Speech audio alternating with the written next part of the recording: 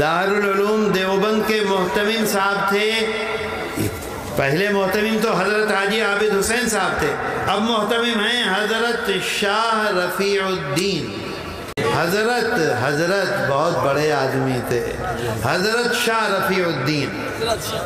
ایک دن وہ شام کو دارالعلوم میں کھانا ملتا ہے عصر کی اذان پر طلبہ کو. حضرت شاہ صاحب اہتمام سے جا رہے تھے اپنے گھر. ایک طالب علم آیا، اس کے ہاتھ میں برتن تھا، اس کے اندر دارالعلوم کا سالن تھا.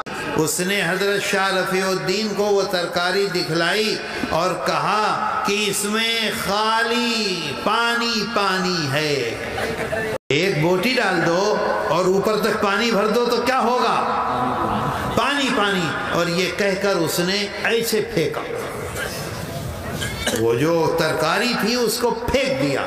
سامنے دیوار تھی، اس پر جا کر وہ لگ گئی، ترکاری سب زمین میں گر گئی.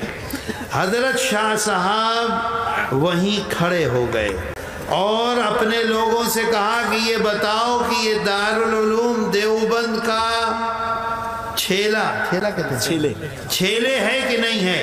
لوگوں نے کہا حضرت یہ تو دیوبند مدرسے میں پڑھتا ہے، دارالعلوم کا چھیلے ہے. انہوں نے کہا کہ نہیں، بتاؤ. انہوں نے کہا حضرت چھیلے ہے. کہا نہیں، معلوم کر کے آؤ. لوگوں نے گئے، معلوم کیا، اس سے پوچھا، اس سے پوچھا، پکڑ کے لائے اسے. تو معلوم یہ ہوا کہ یہ دارالعلوم دیوبند کا چھیلے نہیں ہے. اب حضرت کے ساتھ جو لوگ تھے انہوں نے حضرت سے پوچھا کہ یہ بتلائیے کہ دارالعلوم دیوبند میں اتنے سارے لڑکے اس زمانے میں کئی سو پڑھتے تھے، تو آپ کو کیسے پتہ چلا یہ چھیلے نہیں ہیں؟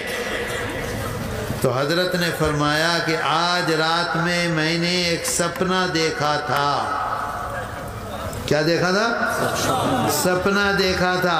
اگر یہ دارالعلوم کا چھیلے ہے تو میرا سپنا جھوٹا، اور اگر یہ دارالعلوم کا چھیلے نہیں ہے تو میرا سپنا سچا. تو دارالعلوم کا چھیلے تو نکلا نہیں وہ. تو لوگوں نے کہا حضرت آپ کا سپنا میٹھا نہیں ہے، سچا ہے. کیا دیکھا آپ نے سپنا؟ تو انہوں نے فرمایا آج رات میں نے سپنا دیکھا. آج بھی دارالعلوم میں وہ کنواں ہے، کنویں کو کیا کہتے ہیں؟ کنواں کہتے ہیں. دیکھا کہ کنویں کے پاس ایک بہت بڑی حور ہے، اور اس حور کے کنارے اللہ کے رسول صلی اللہ علیہ وسلم بیٹھے ہوئے ہیں. شاہ رفیع الدین یہ پیچھے کھڑے ہوئے ہیں اور سامنے ہزار لوگ کھڑے ہوئے ہیں لائن میں. لائن سمجھ گئے؟ ایک کے بعد ایک کے بعد ایک کے بعد ایک لوگ آ رہے ہیں.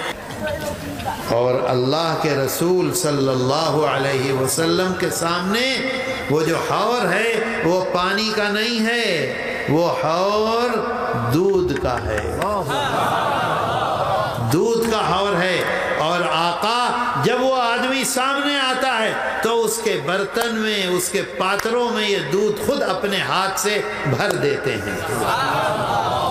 ہر ایک کے ہاتھ میں. کسی کے پاتروں سے دودھ گرنے لگتا ہے، کسی کے پاتروں میں تھوڑا دودھ ڈالتے ہیں، کسی کے پاتروں میں برابر دودھ کر دیتے ہیں. اس طرح سے ہر ایک کو دے رہے ہیں اور لوگ آگے جا رہے ہیں. سمجھے بات کو؟ بات سمجھ میں آئی؟ میرے دوستو، حضرت شاہ رفیع الدین فرماتے ہیں ایک ایک مانوش کو میں دیکھ رہا تھا. یہ جو لڑکا ہے جس نے آ کر ترکاری کو پھینکا، ایسا لڑکا میں نے رات نہیں دیکھا اس لائن میں. اگر یہ لڑکا دارالعلوم کا طالب علم ہوتا، شاطرو ہوتا، تو میرا خواب جھوٹا تھا، اور یہ دارالعلوم کا طالب علم شاطرو نہیں ہے تو میرا خواب سچا ہے.